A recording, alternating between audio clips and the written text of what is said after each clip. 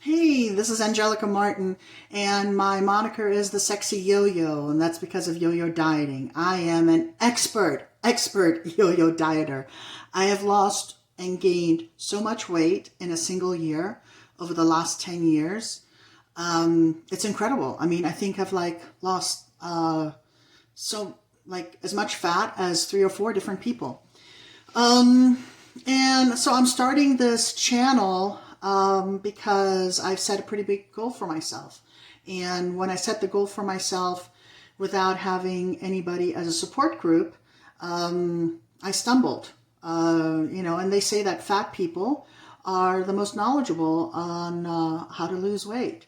And being a fat person myself, I would have to agree with that statement and would have to add to it by saying that we also have the most knowledge on why we can't, which is why we stumble, right? We know that eating fewer calories and getting on an exercise program works. We know all the exercises to do that burn the most calories and have the most afterburn. We've tried out every diet from drinking nothing but water to eating nothing but protein. We can do it and stick with it. I don't know about you guys, but I'm like a creature of extremes, I can do that, drink 2 protein shakes a day and eat a meager dinner, and that is it. And, well, that is until something goes wrong. In some cases, until everything goes right. But in my case, on this go around, it's until something went wrong. So I made a pretty big goal for myself a few weeks ago to lose 90 pounds in 90 days. It's a big goal. Not impossible, just strict. And I know that I can do it, well, because I've done it before. I'm a champion yo-yo dieter, right? I can stick to it. I can focus on nothing but water if I want to. And plus also I know that at my current weight, losing 90 pounds, well, that still leaves me needing to lose another 40 pounds to be at my ideal weight. I know I don't necessarily look it, but, even if I'm still 40 pounds overweight, I will look better because on a 5'9" frame with an 8-inch wrist, yeah, I actually am big boned. They tested me.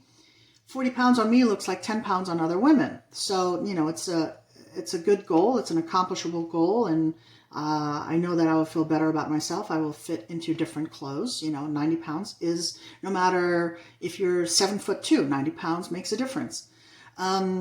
So I've done it. I've lost 90 pounds, 100 pounds, over 100 pounds. I've done it actually a few times over the last 10 years. Anybody that's a yo-yo dieter, anybody that's fought weight their entire life can attest to that. We've all done it. I lose the weight, or I'm in the middle of losing weight, and then something happens. And this last week, I had already lost 16 pounds of my 90-pound goal, and I hit a weight wall.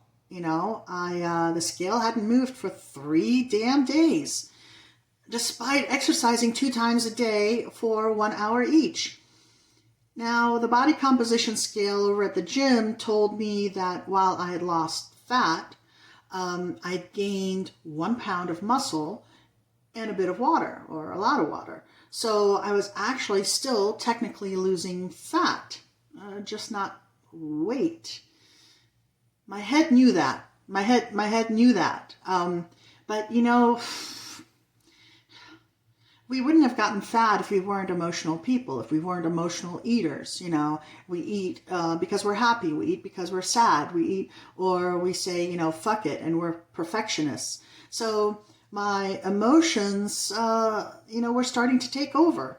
And I had staked so much of my success or failure, and stop me if this sounds familiar, for each day on how much weight I had to lose or gain, I don't know how much weight I had to lose, that I couldn't really recalibrate quickly enough. My identity was tied into, I have to lose weight, I have to lose weight. And when I wasn't losing weight, then I was a failure.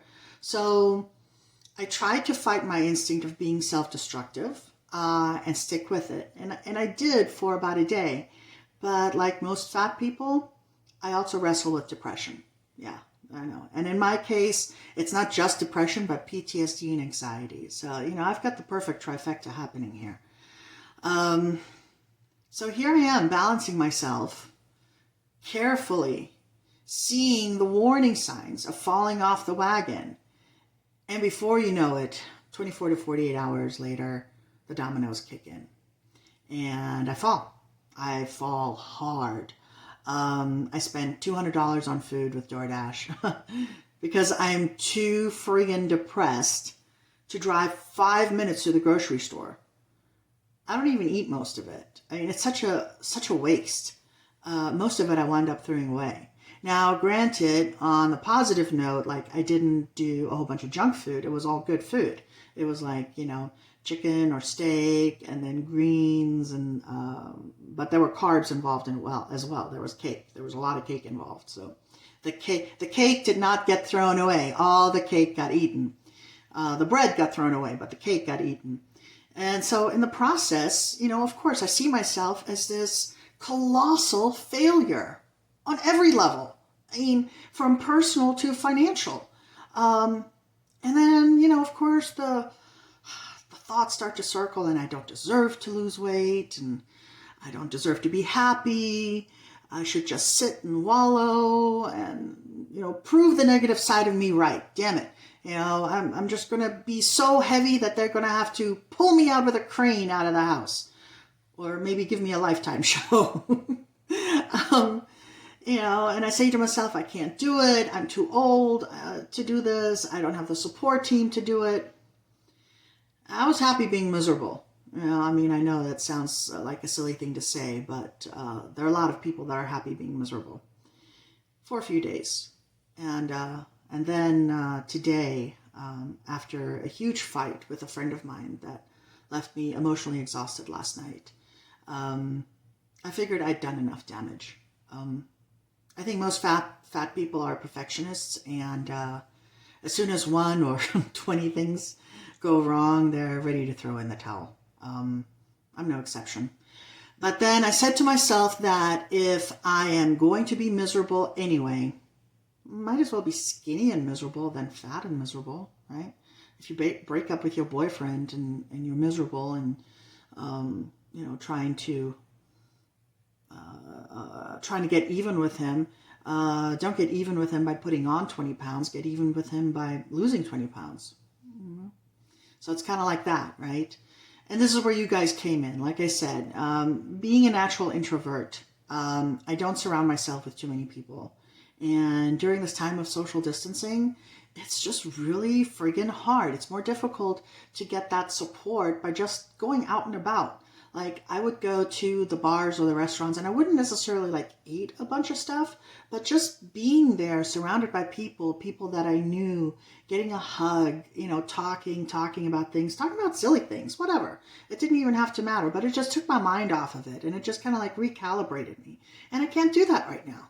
Nobody can do that right now. Not in the United States anyway. If we're in Sweden, we can do it, but in the United States, we can't.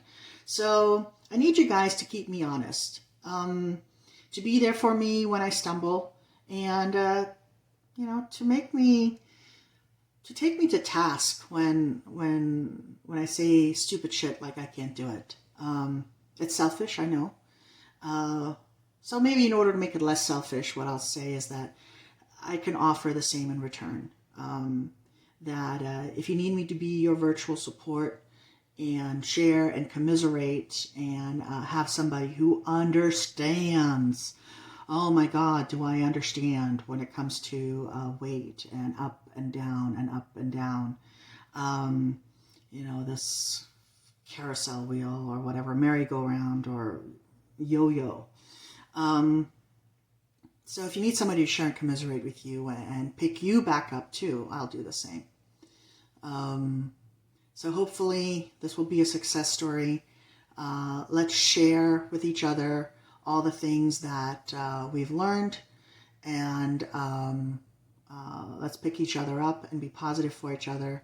And just because we're fat right now doesn't mean that we have to be fat in a month from now or 3 months from now. All right. Love you guys, and I'll see you soon. All the best.